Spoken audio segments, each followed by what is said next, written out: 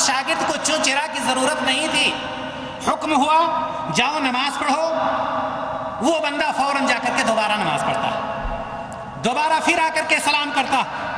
آپ صلی اللہ علیہ وسلم جواب دیتے، جواب دینے کے بعد، سلام کا جواب دینے کے بعد فرماتے ہیں ارجع فصل فإنک لم تصلی، جاؤ دوبارہ نماز پڑھو، تم نے نماز نہیں پڑھی.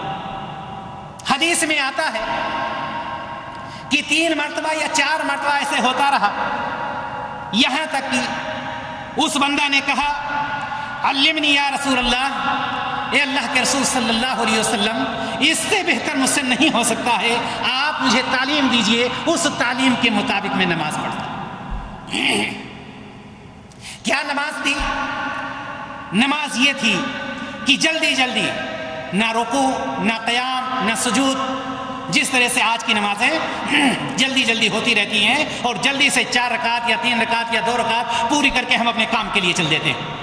اللہ کے رسول صلی اللہ علیہ وسلم نے ارشاد فرمایا اذا قمت الى الصلاة فاسبغ الوضوء، کہ جب تم نماز کا ارادہ کرو.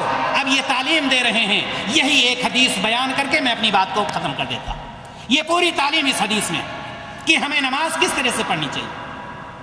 اللہ کے رسول صلی اللہ علیہ وسلم نے فرمایا اذا قمت الى الصلاة فاسبغ الوضوء، جب تم نماز کا ارادہ کرو یا نماز کے لیے کھڑے ہو تو سب سے پہلے چاہیے کہ مکمل طور پر وضو. آپ جانتے ہیں کہ وضو نماز کے لیے شرط، مکمل طور پر، یہ نہیں کہا وضو کرو، مکمل طور پر وضو کرو جس طرح سے وضو کیا جاتا ہے. ثم استقبل القبلہ، اس کے بعد قبلہ رخ کر لو.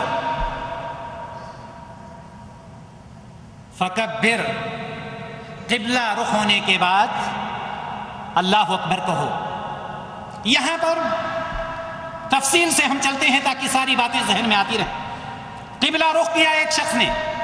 اب یہاں پر دیکھنا یہ ہے کہ سب سے پہلے نیت کی ضرورت ہوتی ہے. نیت کس طرح سے کی جائے گی؟ نیت کا طریقہ کیا ہے میرے دینی بھائی اور دوستوں اور میری ماں اور بہنوں؟ نیت کوئی بھی عبادت ہو، حج کو چھوڑ کر، حج میں دونوں زبان سے بھی نیت ہے اور دل سے بھی نیت، لیکن باقی ساری عبادتیں، کسی بھی عبادت میں زبان سے نیت نہیں.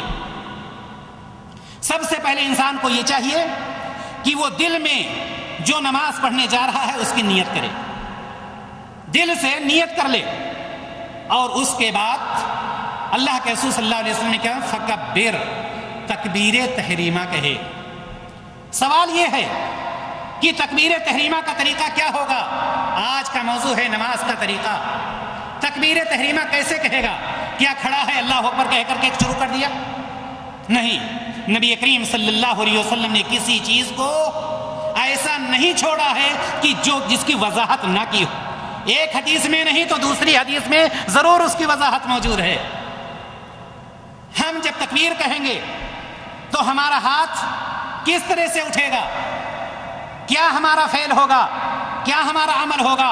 نبی کریم صلی اللہ علیہ وسلم نے اس کی وضاحت کھلے طور پر کر دی.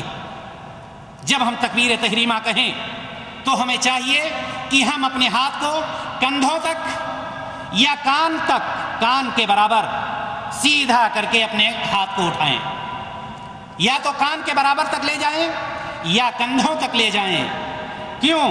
اس لیے کہ اللہ کے رسول جناب محمد رسول اللہ صلی اللہ علیہ وسلم ارشاد فرماتے ہیں، حضرت ابن عمر رضی اللہ تعالیٰ عنہ اس حدیث کے راوی فرماتے ہیں کہ رأیت رسول اللہ صلی اللہ علیہ وسلم اذا افتتح الصلاة رفع يديه حتى يحاذي منكبيه، رواہ مسلم. اللہ کے رسول صلی اللہ علیہ وسلم کے بارے میں حضرت ابن عمر رضی اللہ تعالیٰ عنہ فرماتے کہ میں نے نبی کریم صلی اللہ علیہ وسلم کو دیکھا کہ جب آپ نماز شروع کرتے تو آپ رفع یدیہ حتی یحاذی منکبیہ، کہ آپ اپنے دونوں ہاتھوں کو اٹھاتے کہاں تک؟ مونڈھوں تک. یہ منکب کس کو کہا جاتا ہے؟ مونڈھوں کو، یعنی یہاں اس طرح سے اٹھاتے. ایک روایت تو یہ آتی ہے. ابھی تکبیر تحریمہ کہہ رہا ہے شخص.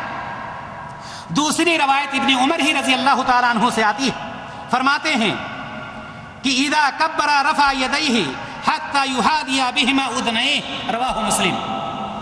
کہ جب نبی کریم صلی اللہ علیہ وسلم تکبیر تحریمہ کہتے تو اپنے دونوں ہاتھوں کو اٹھاتے کہاں تک؟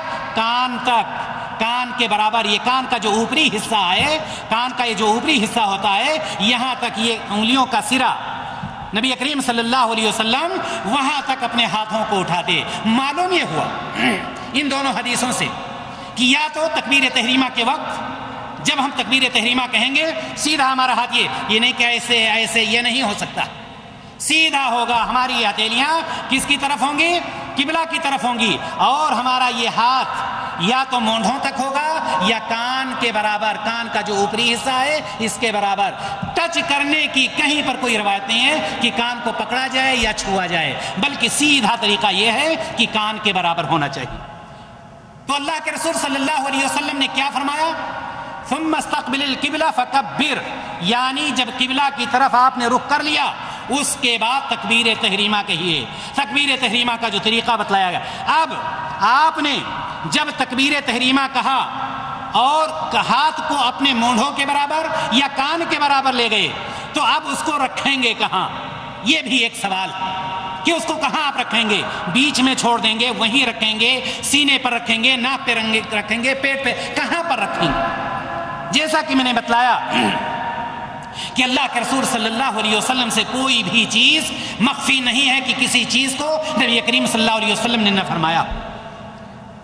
حضرت وائل بن حجر رضی اللہ تعالیٰ عنہ کی روایت آتی. ابھی سمجھ لیجئے کہ آپ کا ہاتھ اوپر ہے، اب ہاتھ آپ کو نیچے لانا. آئیے حدیث کی روشنی میں دیکھتے ہیں کہ حدیث کیا کہہ رہی ہے. عن وائل بن حجر رضی اللہ تعالیٰ عنہ قال صلیت مع النبی صلی اللہ علیہ وسلم فوضع يده اليمنى على اليسرى على صدره رواہ ابن خزیمہ. اللہ کے رسول صلی اللہ علیہ وسلم کے بارے میں حضرت وائل بن حجر رضی اللہ تعالیٰ عنہ فرماتے کہ میں نے نبی کریم صلی اللہ علیہ وسلم کے ساتھ نماز پڑھی. یہ حدیث ہے، اور نبی کریم صلی اللہ علیہ وسلم نے اپنے دائیں ہاتھ کو بائیں ہاتھ پر رکھ کر اپنے سینے پر رکھا. فوضع يده اليمنى على اليسرى على صدره، اپنے سینے پر رکھا. ایک روایت. دوسری روایت اور آتی ہے حضرت حلب الطائی رضی اللہ تعالیٰ عنہ، وہ فرماتے ہیں جو کہ احمد میں روایت موجود ہے، رأیت النبی صلی اللہ علیہ وسلم يضع هذه على صدره، کہ میں نے نبی کریم صلی اللہ علیہ وسلم کو دیکھا کہ آپ نے اپنے دست مبارک کو اپنے سینے پر رکھا. میرے بھائی اور دوستو، معلوم یہ ہوا کہ ہم اپنے ہاتھ کو لے جائیں گے کان کے برابر تک، ٹچ نہیں کرنا ہے، ٹچ کرنے کی کوئی وہ نہیں، برابر کرنا ہے، یا مونڈھوں تک لے جائیں گے اور رکھیں گے کہاں پر؟ سینے پر رکھیں گے. اللہ کے رسول صلی اللہ علیہ وسلم صحابی سے فرما رہے ہیں ثم اقرأ ما تيسر معك من القرآن. وضو مکمل کرنے کا حکم دیا، قبلہ رخ ہونے کا حکم دیا، اس کے بعد تکبیر کہنے کا حکم دیا، ہاتھ کہاں رکھنا ہے اس کا حکم دیا، اس کے بعد یہ ہے ثم اقرأ ما تيسر بما تيسر معك من القرآن او كما قال النبی صلی اللہ علیہ وسلم. اب اللہ کے رسول صلی اللہ علیہ وسلم کیا فرما رہے ہیں کہ قرآن سے کچھ پڑھو. آپ جانتے ہیں سورۃ الفاتحہ پڑھنا ہے آپ کو، لیکن اس سے پہلے سورۃ الفاتحہ سے پہلے، تکبیر تحریمہ کے بعد اور قرات سے پہلے کچھ اور بھی ہمیں پڑھنا ہے.